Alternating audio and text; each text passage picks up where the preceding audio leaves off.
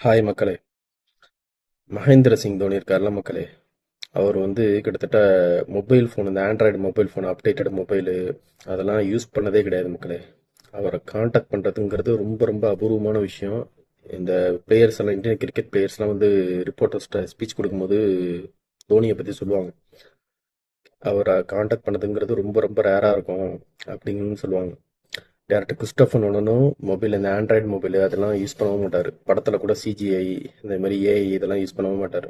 இதெல்லாம் வந்து பார்க்கும்போது அவங்களோட ஹெல்த் கண்டிஷனில், அவங்களோட ஹெல்த் ஸ்டேட்டஸில் வந்து ரொம்ப ரொம்ப அவேர்னஸாக இருக்காங்க. எதை கொண்டுனா அந்த மொபைல் யூஸ் பண்ணுறதை பொறுத்து. ஏன்டா இந்த மொபைல் யூஸ் பண்ணும்போது இந்த டவர் வந்து 4G 5G அது குறிப்பிட்ட ஃப்ரீக்குவன்சியை வந்து வெளியிடுது. 16 GHz 14 GHz வெளியிடும் போது நம்ம உடம்புல வந்து ஒரு குறிப்பிட்ட மாற்றத்தை ஏற்படுத்துது மக்களே.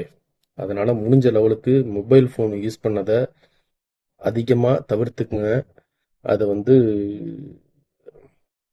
ஒரு இளம் வயது மரணத்துக்கு அதிகமாக காரணமாக இருக்குமோன்னு சொல்லிட்டு ரொம்ப யோசிக்க வைக்கிது மக்களே.